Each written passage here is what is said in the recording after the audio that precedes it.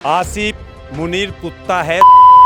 हम झुकने वाले नहीं हैं क्योंकि हम मोदी के भक्त हैं। और जब मोदी दहाड़ता है ना, वो मैंने कहा था जब शेर दहाड़ता है तो 76 सालों में देश के प्रधानमंत्री नरेंद्र मोदी जी दहाड़े हैं और पाकिस्तान को चुन चुन के बर्बाद करने का काम करेंगे। चाहे इस बीच में डोनाल्ड ट्रंप आ जाए या चीन आ जाए या इनके सहयोगी अन्य देश आ जाए, भारत का प्रधानमंत्री झुकने वाला नहीं है। वो आसिफ मुनीर को भारतीय मुसलमानों की चेतावनी है, कायदे में रहेगा तो फायदे में रहेगा। हमारे पास एक मजबूत और दिलेर हमारा प्रधानमंत्री नरेंद्र मोदी है। हमारा प्रधानमंत्री कितना मजबूत है, मुंह तोड़ जवाब देने की हम क्षमता रखते हैं और हमें प्रधानमंत्री के साथ हिंदुस्तानी मुसलमान पूरा प्रधानमंत्री के साथ कंधे से कंधा मिला के खड़ा है। ये हमारी अपनी मिट्टी है और इसकी तरफ कोई भी आंख उठा के देखेगा तो वो आंख अपनी फुड़वाएगा। और मैंने आपको अभी बताया कि वो सीने पे ऐसे ही गोलियां ठोकते रहेंगे पाकिस्तान के। आसिफ मुनीर अगर हिंदुस्तान के मुसलमान को मिल जाए तो उठा देंगे। नमस्कार, मैं हूं माही सिंह और आप देख रहे हैं द न्यूज़पेपर।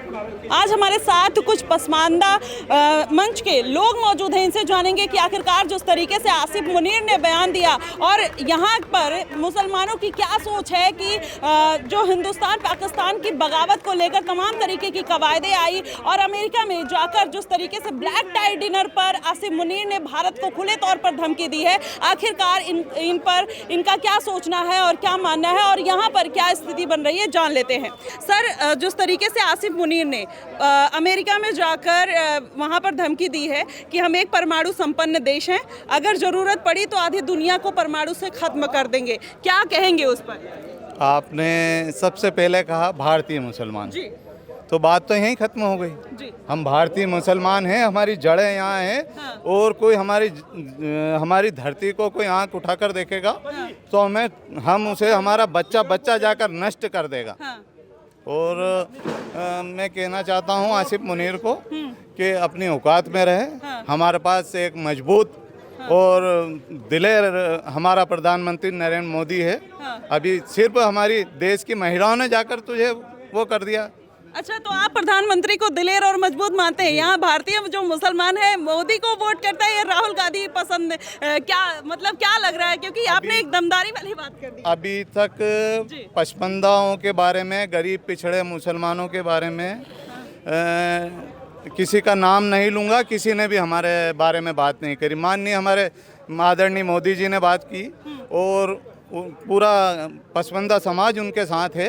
और ये जो भक्त फिर रहे हैं कुछ लोग, अरे वोट चोरी, अरे चोरी नहीं हुआ भाई, ये उनके साथ हो गए हैं तो उसको चोरी का नाम ले रहा है। उसकी आंख खुली है एकदम, किसी शख्स की सपना देख रहा था, उसकी आंख खुली, अरे वोट चोरी, अरे चोरी नहीं भाई, हम उनके हैं, उन्होंने हमारे बारे में सोचा है इतने सालों से, तो हमको उनके बारे में सोचना पड़ेगा। तो सर, आपसे भी जान लेते हैं, आप क्या कुछ कहना चाहेंगे? सर, अभी मजबूती की बात कर रहे थे, कह रहे थे भारतीय मुसलमान खुलकर साथ है, आप क्या कुछ कहेंगे आसिफ मुनीर के बयान को लेकर? अभी पहलगाम का आपने देखा जिस तरीके से अटैक हुआ, उसके बाद भारत जिस मजबूती के साथ खड़ा रहा, अब उसके बाद फिर से वही कायराना हरकत आसिफ मुनीर कर रहे हैं, क्या कहेंगे? आसिफ मुनीर तो क्या है, कायराना हरकत, जो कायराना ये बातें जो कर रहे हैं। हाँ। वो एक ये समझ लो, एक सड़क छाप आदमी। हाँ। यानी जिसकी कोई वैल्यू नहीं होती, वो किसी को भी कुछ भी उल्टा अपशब्द बोल देता है, कुछ भी उल्टा सीधा बोल देता है। हाँ। लेकिन एक जिम्मेदार आदमी, एक इज्जतदार आदमी, उसकी बातों पर कोई महत्व नहीं देता है कि साहब ये तो एक सड़क छाप इंसान है। हाँ। उसकी बातों का कोई महत्व नहीं। अच्छा, तो आसिफ मुनीर का कोई महत्व नहीं है, लेकिन जिस तरीके से वो परमाणु धमकी दे रहे हैं, क्या आपको नहीं लगता है कि अब वो अमेरिका के पास जाके बैठे हैं इसलिए इस तरीके की बातें करते हुए नजर आ रहे हैं? नहीं, यही तो है कि पीछे से बैक सपोर्ट उसको पीछे से पिन कर रहे हैं कि साहब बोल दो तो। हाँ। अब इनको समझ तो कोई है नहीं पाकिस्तान वालों के कि अपनी औकात क्या है। मुट्ठी भर है हिंदुस्तान के मुकाबले, मुट्ठी भर है। हाँ। उसकी कोई हैसियत नहीं है हिंदुस्तान के मुकाबले। हिंदुस्तान बहुत आलिशान है और हमारा प्रधानमंत्री कितना मजबूत है, मुंह तोड़ जवाब देने की हम क्षमता रखते हैं और हमें प्रधानमंत्री के साथ हिंदुस्तानी मुसलमान पूरा प्रधानमंत्री के साथ कंधे से कंधा मिला के खड़ा है। अच्छा, यहाँ पर अभी आसिफ मुनीर ने, सर आपसे लेना चाहूँगी, उन्होंने कहा कि जो इंडस वाटर ट्रीटी है उसको लेकर उन्होंने कहा है कि ये भारत की फैमिली प्रॉपर्टी नहीं है। जिस तरीके से भारत आंखें दिखा रहा है, हम चाहे जब चाहें तो 10 मिसाइल दाग के उनके डैम, उनके बांध को नष्ट कर सकते हैं, इस पर क्या कुछ कहेंगे? इस पर मैं यही कहना चाहता हूँ कि वो गीदड़ धमकियाँ हैं। हाँ। और इससे ज़्यादा कुछ नहीं है। हाँ। पाकिस्तान के पास परमाणु हथियार हैं वो भी फुस्सी बम निकलेंगे।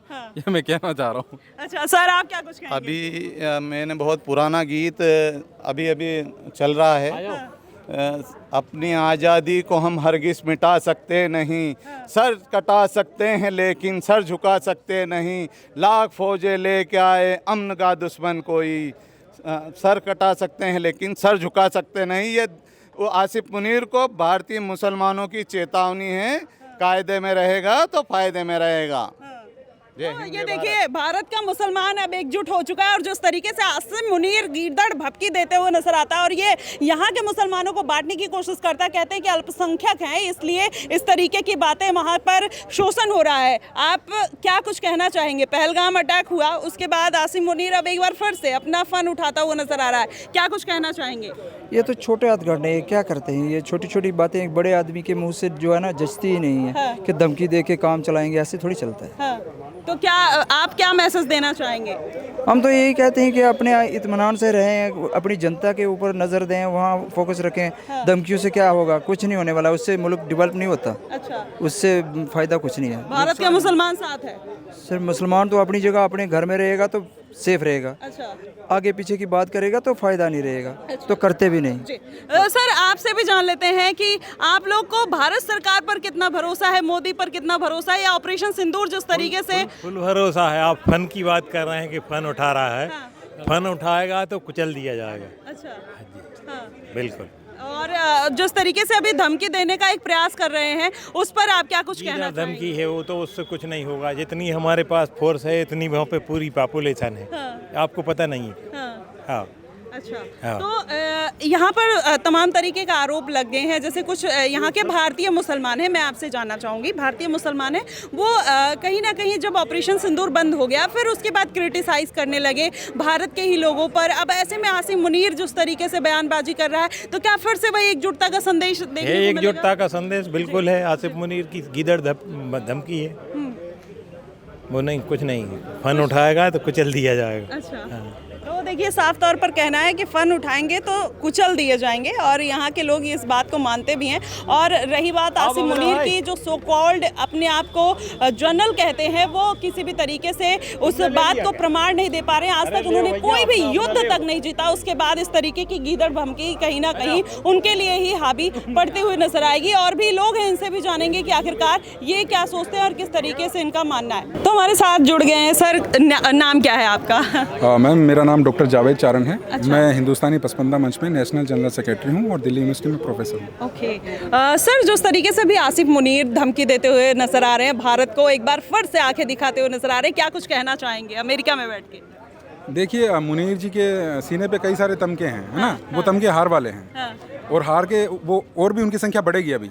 अगर ऐसे ही चुप नहीं बैठे तो उनके जो सीने पे तमके हैं उनके और बढ़ेंगे, क्योंकि उन्होंने 48 का तमगा लगवाया है, उन्होंने 65 का लगवाया, 71 का लगवाया, 99 का लगवाया, ऑपरेशन सिंदूर का लगवाया है। तो अभी और तमगे बाकी हैं और अगर पाकिस्तान इसी तरीके से बाज नहीं आएगा तो हम लोग और तमगे उनकी छाती पे ठोक देंगे। अच्छा सर, जिस तरीके से एक देखने को मिलता है डिवाइड एंड रूल की पॉलिसी पाकिस्तान हमेशा से आजमाता हुआ नजर आया, बार बार ये कह रहा था कि वहाँ पर जो माइनॉरिटी है मुस्लिम की, वो उनके साथ गलत किया जा रहा है। आप लोग क्या इस बात को एग्री करते हैं? और जिस तरीके से ऑपरेशन सिंदूर में एकजुटता देखने को मिली थी, अब क्या संदेश देंगे? देखिए एक तो मैं ये कहना चाहता हूँ कि ऑपरेशन सिंदूर में एकजुटता नहीं है, ये हमारी ये मिट्टी हमें ये सिखाती है। ये जो हमारी संस्कृति है, इंडियन संस्कृति, भारतीय संस्कृति जिसे हम लोग बोलते हैं, ये वसुधैव कुटुंबकम की बात करता है। ये सर्वभौमतु सुखिनः की बात करता है। दुनिया में ऐसा कंसेप्ट कहीं नहीं है। 1893 में विवेकानंद जी ने विश्व धर्म सम्मेलन में ये बात कही थी कि brothers and sisters of America.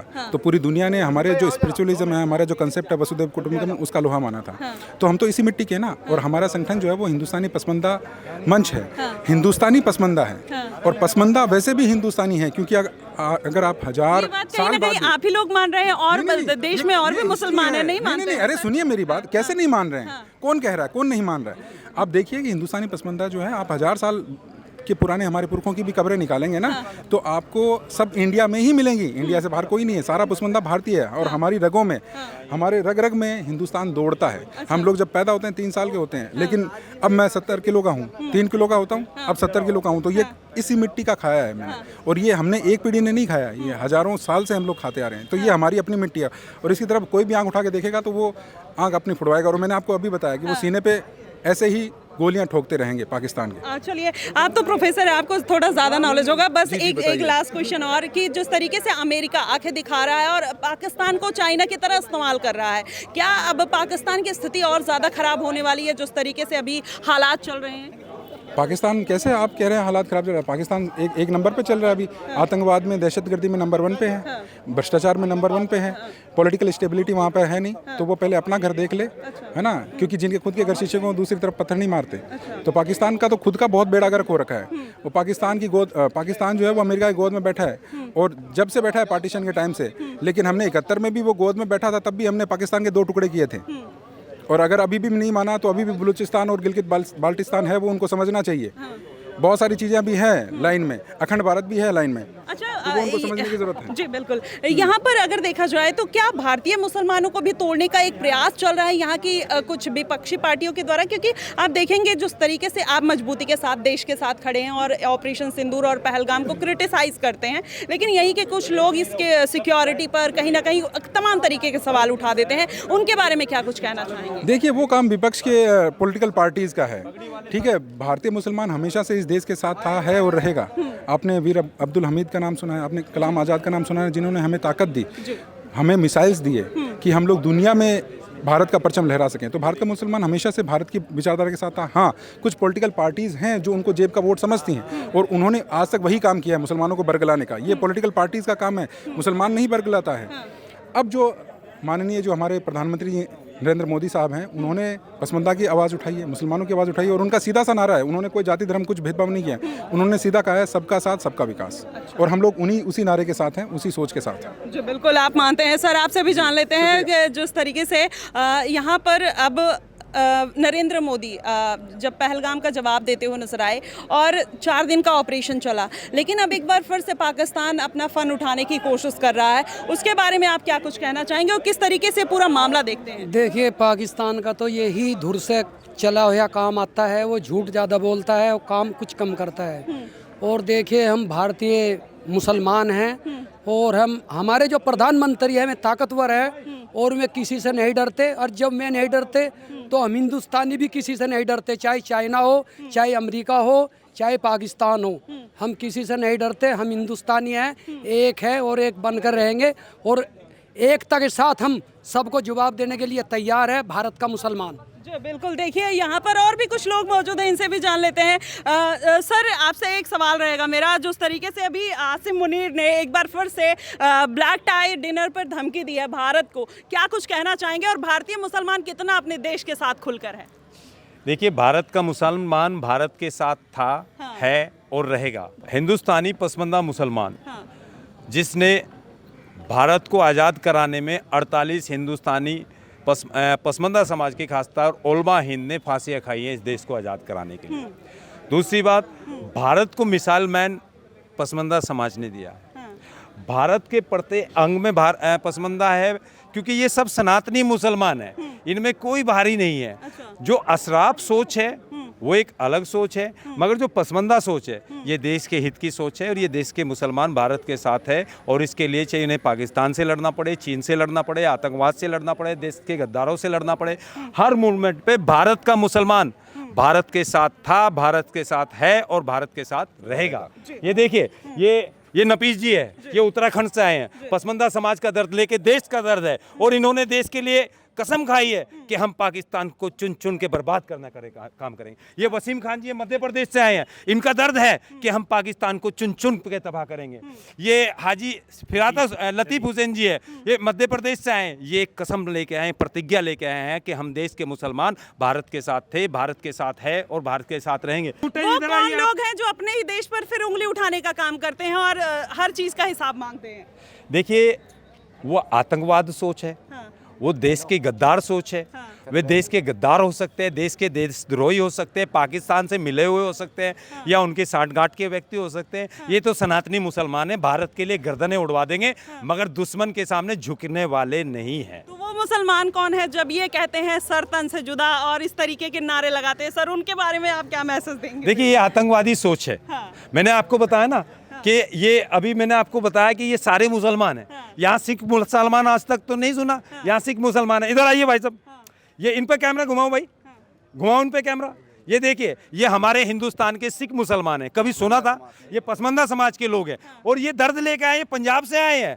ये इसलिए आए हैं कि हम भारत के हैं, भारत के थे, भारत के रहेंगे। और हमारे सामने चाहे आतंकवाद आए, पाकिस्तान आए, डोनाल्ड ट्रंप आए या चीन आए या कोई भी राज्य कंट्री आता है, हम झुकने वाले नहीं हैं, क्योंकि हम मोदी के भक्त हैं। और जब मोदी गराज दहाड़ता है ना, वो मैंने कहा था, जब शेर दहाड़ता है तो 76 सालों में देश के प्रधानमंत्री नरेंद्र मोदी जी दाढ़े हैं और पाकिस्तान को चुन चुन के बर्बाद करने का काम करेंगे। चाहे इस बीच में डोनाल्ड ट्रंप आ जाए या चीन आ जाए या इनके सहयोगी अन्य देश आ जाए, भारत का प्रधानमंत्री झुकने वाला नहीं है। मोदी भाईजान जिंदाबाद, मोदी भाईजान जिंदाबाद। अच्छा ठीक है, एक आखिरी सवाल ले लेते हैं। ट्रंप ने 50% टैरिफ लगाने का एक वो हुक्म जारी कर दिया है। अब क्या लग रहा है कि भारत को मुंह की खानी पड़ेगी या अमेरिका को दिक्कत होने वाली है? अच्छा एक बात बताइए, आपका नाम क्या है पत्रकारिता मोदी का? महेश सिंह जी, आप मुझे ये बताइए, क्या भारत कभी किसी से झुकता है? नहीं। भारत किसी से दबता है? हिंदुस्तान जिंदाबाद था, जिंदाबाद है और जिंदाबाद रहेगा। पाकिस्तान हो या कोई भी हो, हम सारी चीज़ें अपनी बनाना चाहते हैं। हम स्वदेशी अपनाने वाले, अपने देश की चीज़ें इस्तेमाल करेंगे। हम पहली बात तो ये क्या टैक्स लगाएंगे, हम इनकी चीज़ें ही ख़त्म करने वाले हैं। क्योंकि हम लोग अपना प्रोडक्ट इस्तेमाल करेंगे, अपनी सारी चीज़ें अपनी इस्तेमाल करेंगे, स्वदेशी अपनाएंगे और देश को बढ़ाएंगे। आसिफ मुनीर ने जो धमकी दे दी है, खुलकर कह दिया है कि हम आधी दुनिया तबाह कर देंगे अगर लगेगा कि हमारे ऊपर कोई खतरा है, और इंडिया जो है वो मर्सिडीज है और हम बजरी का ट्रक है, जब मन करेगा धक्का देके और टक्कर मार के निकल जाएंगे। क्या कुछ कहेंगे? आसिफ मुनीर कुत्ता है। ऐसे लोग इस्लाम के भी गद्दार हैं, ऐसे लोग भाईचारे के भी गद्दार हैं। इन लोगों ने दहशत फैलाने का काम किया है, क्योंकि इस्लाम आतंकवाद का नाम नहीं है, इस्लाम मोहब्बत का नाम है, इस्लाम शांति का नाम है, इस्लाम भाईचारे का नाम है। अच्छा, तो यहाँ पर वो कौन सा इस्लाम है जहाँ पर ये खुलकर कह दिया जाता है कि हम इस देश के शरिया को मानेंगे, संविधान को नहीं मानेंगे, तमाम तरीके की, या फिर यहीं पर कुछ लोग हैं जो जैसे हमास जैसे संगठन को सपोर्ट करते हैं, उसके बारे में, आतंकी संगठन को सपोर्ट करते हैं, फिलिस्तीन के साथ खड़े रहते हैं, गजवा के साथ खड़े रहते हैं, उनके बारे में आप क्या कुछ कहना चाहेंगे? देखिए, वे कहीं ना कहीं उस सोच के व्यक्ति हो सकते हैं। हाँ। उन लोगों से मिले हो सकते हैं। हाँ। उन लोगों से नाता हो सकता है। हाँ। मैं तो सनातनी मुसलमान हूँ। हाँ। और सनातन हमारा जो सनातन कल्चर है, हाँ। हमने होली भी खेली है, दिवाली भी बनाई है, ईद भी एक साथ बनाई है। हमारे मोदी जी सब, जब ईद का समय आता था तो हमारे मोदी जी के यहाँ खाना नहीं बनता था। मोदी जी, आपने सुना भी होगा इंटरव्यू के दौरान कि मोदी जी उस ईद के समय पे मुसलमानों के यहाँ से खाना खाते थे। अच्छा। तो हम वो मुसलमान हैं। जी बिल्कुल। अच्छा, अब एक लास्ट क्वेश्चन और ख़त्म करते हैं। यहाँ का जो भारतीय मुसलमान है, यहाँ जितने लोग खड़े हैं, पाकिस्तान है या आसिफ मुनीर को क्या मैसेज देना चाहेंगे लास्ट? आसिफ मुनीर अगर हिंदुस्तान के मुसलमान को मिल जाए तो उड़ा देंगे। हाँ। गर्दन उड़ा देंगे। गर्दन उड़ा देंगे। हाँ। क्योंकि हम अपने भारत से मोहब्बत करते हैं और भारत के लिए जीते हैं। हाँ। भारत के लिए मरते हैं। हाँ। भारत के लिए जिएंगे, मरेंगे। हाँ। क्योंकि हिंदुस्तान जिंदाबाद था, जिंदाबाद है और जिंदाबाद रहेगा। भारत माता की, भारत माता की, वंदे मातरम, वंदे मातरम, वंदे मातरम। तो देखिए, ये भारतीय मुसलमान है और खुलकर आसिफ मुनीर को चैलेंज दे दिया और बता दिया है कि भारतीय मुसलमान हो या भारतीय सनातनी हिंदू, चाहे कोई सिख ईसाई कोई भी हो, वो कहीं ना कहीं आसिफ मुनीर जैसे लोगों को निस्तेनाबूद करने की ताकत रखते हैं। जिस तरीके से पहलगाम अटैक के बाद पाकिस्तान को खत्म आधा कर दिया गया था, बारी एक बार फिर से आसिफ मुनीर की धमकी के बाद फिर से वही स्थिति नजर आ रही है। फिलहाल इस मुद्दे को लेकर और इनके नजरिए को लेकर आपका क्या कुछ मानना है, आप हमें कमेंट बॉक्स में जरूर बताइएगा। फिलहाल के लिए बस इतना ही। देश और दुनिया की तमाम खबरों के लिए हमारे साथ बने रहिएगा द न्यूज़पेपर पे। धन्यवाद।